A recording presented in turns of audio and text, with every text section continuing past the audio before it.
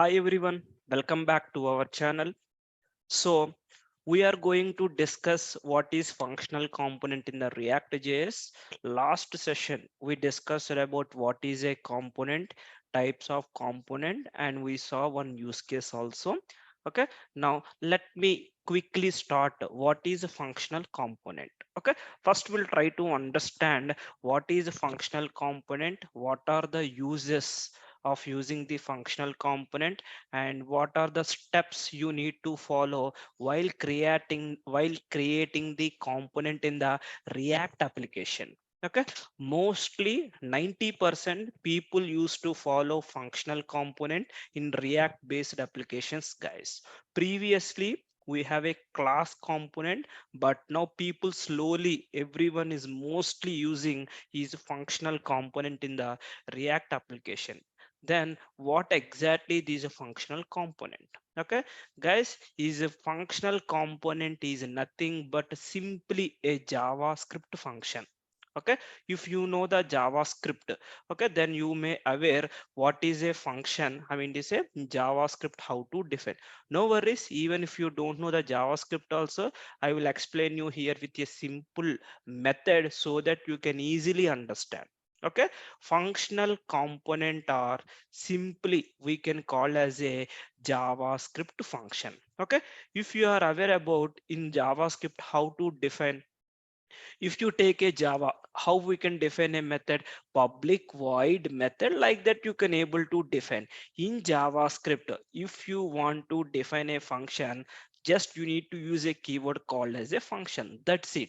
And here you can use the name. Okay, now suppose my function name is a header. Okay, just about like this I written.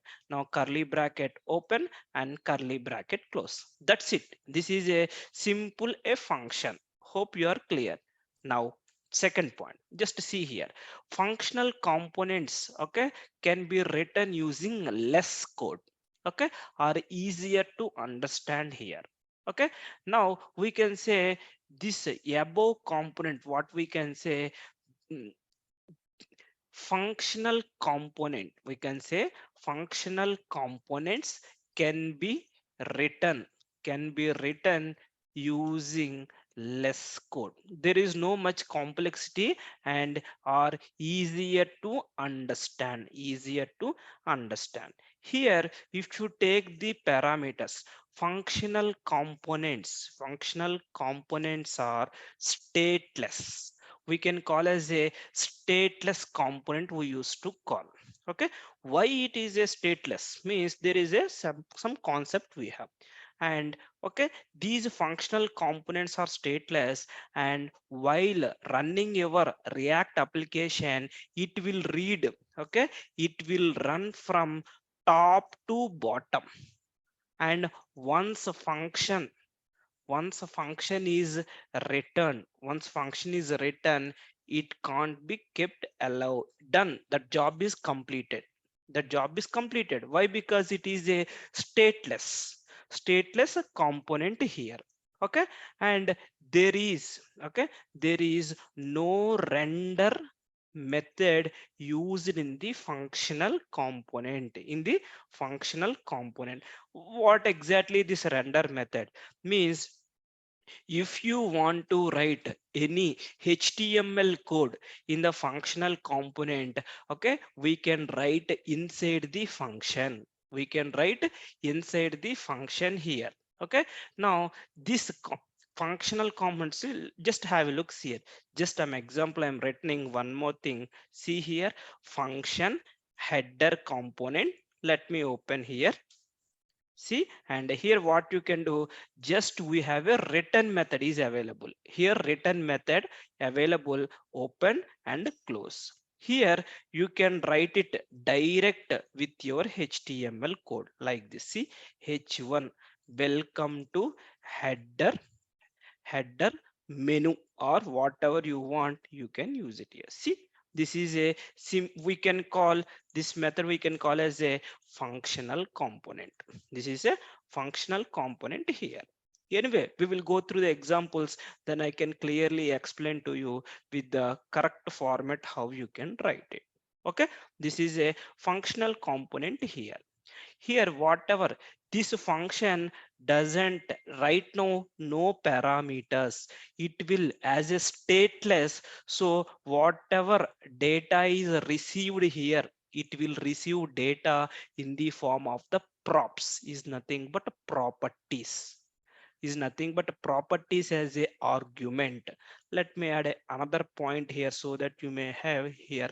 Okay, a functional component is a just a plain javascript function that accepts, it's very very important points guys, this one, props is nothing but properties. Okay, as an argument, and a return, and a returns as a react element is nothing JSX. Whatever you are writing the code inside the, it will return as a JSX here guys. Okay, so last point, it's a very very important point, to convert stateless into stateful. Okay, we are using hooks concept here. This is very very very very very important in the real time guys. We are using hooks. Later on sessions I will explain what are the hooks are available in order to convert this is a stateless into a stateful. Okay, hope you are clear about what is a functional component here. Okay, so what are the steps? See here, steps to create functional level component. Okay, now if you want to create a React application, if you want to use, what are the steps you need to follow? Okay, now the very first step you should do, you need to create as a React application. Okay, number two, we need to create new javascript file, javascript file. Okay, in src folder. Okay, we need to follow these all the steps guys. Then we need to, okay, we need to import React library inside, library in JS file. Okay, if you want to work any inheritance which you need to import the React library guys. Then you need to, okay, you need to write a JavaScript function. We need to write a JavaScript. Till now whatever we did that function we need to write it. Once you created, okay, if anyone want to use, you need to show this JavaScript function into the UI. Now in the UI you want to display means, okay, we need to export the function guys, we need to export the function. Okay, as part of the React folder structure, whatever components we have, we need to register all the components in the index.js file. So we need to register, okay, JS file into where we need to mention index.js file to render data on the browser. So these are the steps you need to follow while creating the functional level component or functional component. Okay, so in the next session I will explain you with the demo part by following these six steps guys. So just go through these points, and just you can do some R&D also. Then we'll do a demo session on the next video guys. Thank you.